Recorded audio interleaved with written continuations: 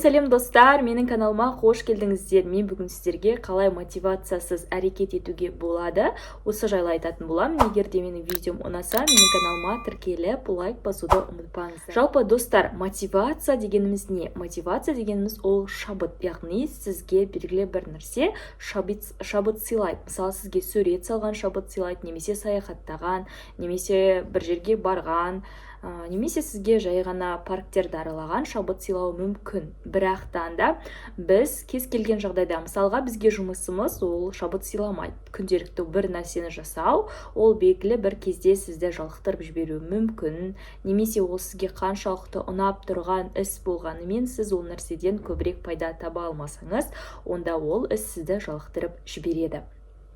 Сол үшін де ең алдымен достар, бізге жалпы адам баласына мотивациясыз, яғни шабыт болмаса да әрекет етуді үйрену қажет. Ал жалпы негізді дұрысы, ең бастысы адам бір нәрсені жасай беру керек. Ал шабыт ол соңынан келетін нәрсе екен. Яғни сіз бірінші кезекте менің қашан шабытым оянады екен, менің қашан шабытым келеді, мен сол кезде ол нәрсені жасаймын деп емес. Ең бастысы қазір сіз әрекет етесіз, одан кейін барып сізге шабыт келеді. Яғни мысалы айтатын болсақ, саудамен айналысқан кезде де барлығы шабыттанып мен сатқым келеді, немесе тағы басқа нәрсе деп сатпайды. Яғни олар арнайы өздері ақша қажет болғандықтан, немесе тағы да басқа қажеттіліктерінен осы саудамен айналысады. Бірақтан да саудада мысалы ақша бар екенін, пайда бар екенін көргеннен кейін ары қарай ол істі жалғастырып кетеді. Мысалы айтатын болсақ, блогерлердің өзі, мысалы мен бір Айкер деген блогерді қараймын. Әйгерім, яғни ол кісінің өзі күнделікті сатумен айналысады. Күнделікті таңертең 6-да ояну арқылы ол өзінің бүкіл тауарларын барлығын сатып жатыр. Яғни оған да мысалға күнделікті таңертең 6-да тұрып, ұйқысынан оянып, бүкіл жұмыстарын да басқа жұмыстарды қоя тұрып, тек қана осы саудамен айналысу, тек қана инстаграммен айналысу күнделікті оған шабыт сыйлайды деп айта алмаймыз. Бірақтан да осы ол өзінің дисциплинасының арқасында қазіргі таңда бай ауқатты адамдардың қатарына қосылып келе жатыр. Бүгін осылай қалай бізде бай адам бола аламыз, қалай жетістікке жете аламыз, немесе мотивациясыз қалай әрекет жасауды үйренеміз, осы жайлы айтатын боламын.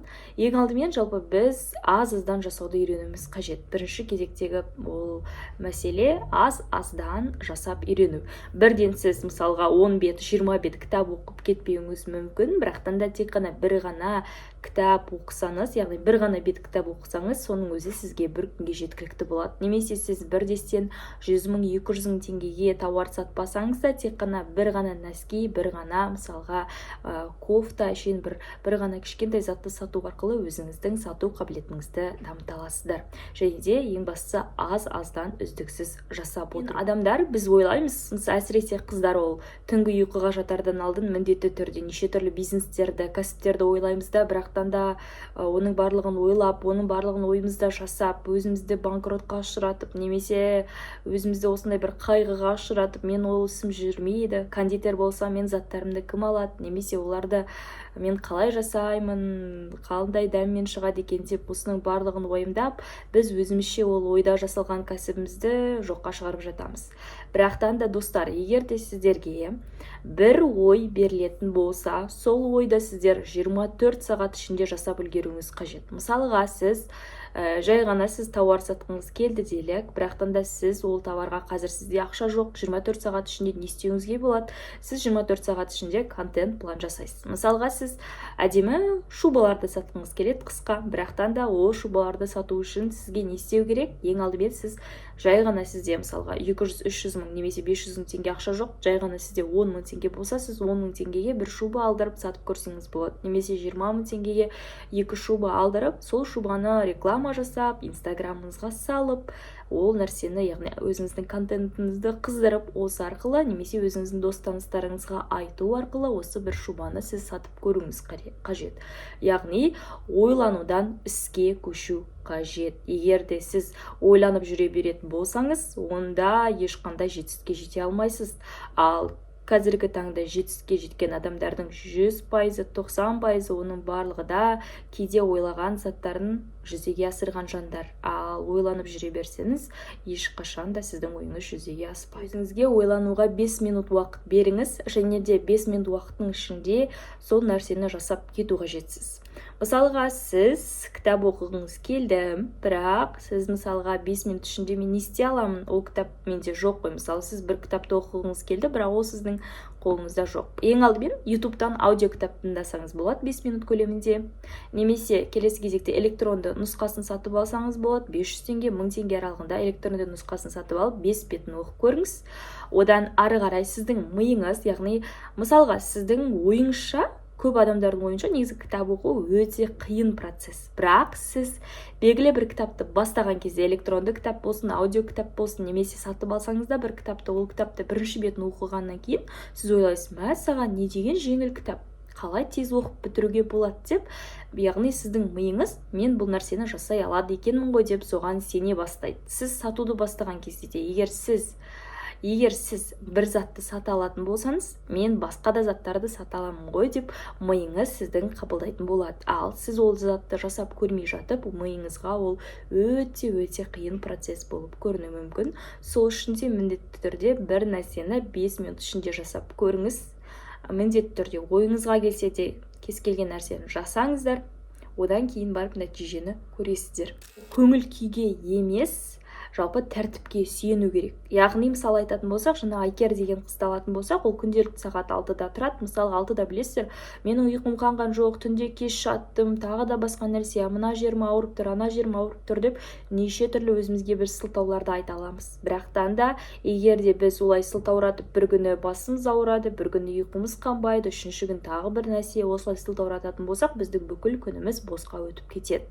Ал егер де сіз, яғни тәртіпке сүйенетін болсаңыз, сіздің көңіл күйіңіз қандай болып тұрса да, ұйқыңыз қанбай тұрса да, сіздің түріңіз қандай болып тұрса да, ең бастысы сіз өзіңіздің күнделікті қойған жоспарыңызды жасай алатын болсаңыз, онда міндетті түрде жетістікке жетесіздер. Яғни сіз үздіксіз әрекет етуіңіз қажет. Сіздің көңіл күйіңіз қандай болса да, қандай жағдайда болсаңыз да, ауырып тұрсаңыз да, ең бастысы өзіңіздің қойған жоспарыңыздан алыстап кетпеуіңіз қажет болады. Және де өзіңізге сұрақ қоясыз. Мен мысалға айына 1 миллион теңге тапқым келеді, онда мен қазір не істей аламын? Мен қалай 1 миллион теңге табамын? Мен мысалға курс сатқым келеді. Курс сату үшін не істеуім керек? Курс сату үшін сіз күнделікті жарнамалық роликтерді түсіруіңіз қажет. Сол арқылы адамның назарын сақтап қалып, ары қарай өзіңіздің курсыңызды сатуға болады.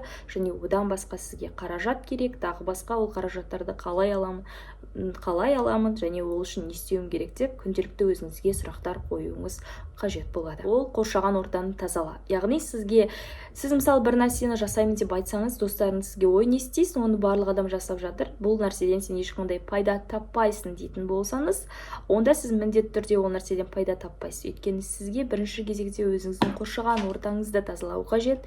Және де сіз мысалға жоспар құрар алдын телефонды алысырақ қойыңыз қажет, 10 минут немесе 15 минутқа. Ең бастысы фокусыңыздың барлығын бір нәрсеге толықтыру арқылы сіз міндетті түрде өзіңіздің жоспарыңызды жасай аласыз, және сол жоспардан ауытқымай жұмыс жасай алатын боласыздар. Ал егер сіздің фокусыңызды телефон, достарыңыз, керек емес адамдар, немесе керек емес перепискалар алатын болса, онда сіз жоспарыңызға ешқашан жете алмайсыз. Достар, мен мотивация келгенде бастаймын емес, мен бастаған соң мотивация келеді деп сіз жұмыс жасауыңыз қажет. Сонда міндетті түрде мотивация ол келеді, сізге шабыт сыйлайтын заттар міндетті түрде табылады.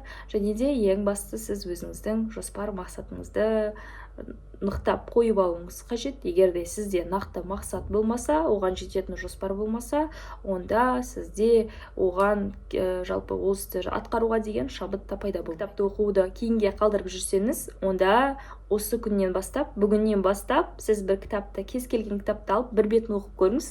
Ары қарай сіздің миыңыз міндетті түрде ол кітапты ары қарай оқуға сізге кеңес береді. Немесе ол кітап ұнамаса, басқа кітапты алып көріңіз, ол кітапты да бір бетін оқыңыз, ары қарай сіздің миыңыз бұл кітаптары қарай оқуға болады екен ғой, мен оны оқи алады екенмін ғой деген сенім пайда болып, ары қарай сол кітапты оқып бітіретін боласыздар. Сол сияқты кез келген істі егер ойлап жүрсеңіз, бүгін бастаймын, ертең бастаймын деп жүрсеңіз, міндетті түрде бүгін, қазіргі секундтан бастап кеткеніңіз жөн болады. Достар, осымен бүгінгі видео аяқталды. Егер де менің видеом ұнаса, менің каналыма тіркеліп, лайк басуды ұмытпаңыздар. Достар, сіздер білесіздер, жалпы мотивация ол сізге жұмыс барысында келеді. Осы нәрсені ұмытпайық.